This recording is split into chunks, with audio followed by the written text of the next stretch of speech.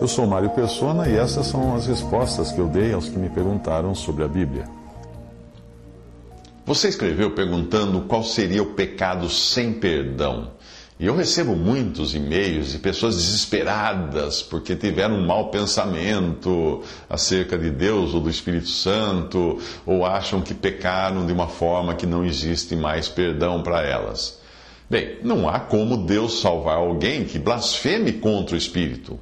Mas o que significa blasfemar contra o Espírito Santo? A rigor, a primeira aplicação diz respeito ao tempo em que o Senhor Jesus estava aqui e era acusado pelos religiosos judeus de fazer os seus milagres pelo poder de Satanás e não pelo poder do Espírito. Bom, nesse sentido, hoje seria impossível alguém blasfemar contra o Espírito desta maneira, porque Jesus não está neste mundo, em forma visível, fazendo milagre. Ninguém pode hoje apontar para Jesus e falar: esse aí está fazendo milagres por Beelzebu. Não pode. Portanto, não há como alguém dizer a mesma coisa que os judeus disseram no tempo em que Jesus esteve aqui. E esse versículo esclarece muito, olha, Hebreus 2, de 3 a 4.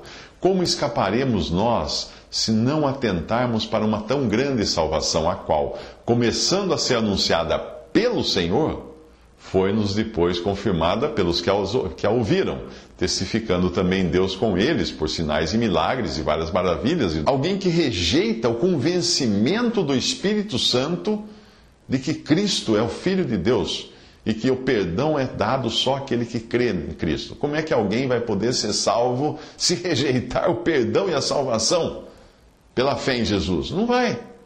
Aquele que não se deixa convencer pelo Espírito Santo e para crer em Jesus, está, de certa forma, também blasfemando contra o Espírito, rejeitando ele. Mas é evidente também que ninguém poderá dizer Jesus é Senhor, como fala em 1 Coríntios 12, 3, se não for pelo Espírito. Todas as pessoas, por natureza, rejeitam o Evangelho, que são as boas novas de salvação pela fé em Jesus Cristo, porque todos são inimigos de Deus no seu estado natural. E basta você ler Romanos 5, versículo 10 para entender isso. Portanto, todos nós, um dia, fomos incrédulos, e isto acontece com todas as pessoas. Nós nascemos na condição de incrédulos, de perdidos. Porém, um dia Deus efetuou uma obra naqueles que creem. Sim, efetuou uma obra em mim.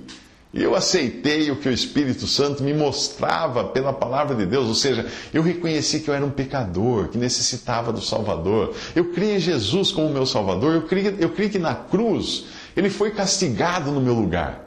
Eu creio que ele sofreu todo o juízo que eu merecia. E aí eu fui salvo. Se eu tivesse morrido na incredulidade, duvidando daquilo que o Espírito Santo procurava me convencer, é evidente que eu não teria salvação para mim, porque como poderia ser salvo sem crer em Jesus? Mas enquanto nós estamos vivos, ainda existe uma chance. Como nós não sabemos o momento da nossa morte, ou o momento em que Jesus irá voltar, é urgente que qualquer pessoa se converta a Cristo para assegurar, assim, a sua entrada no céu. Portanto, quem crê no Senhor Jesus tem a salvação assegurada. Não importa o quão incrédulo foi antes, mas quem não crê em Cristo e continua vivo nesse mundo é porque Deus ainda está lhe dando uma chance de se converter. Mas eu pergunto, até quando?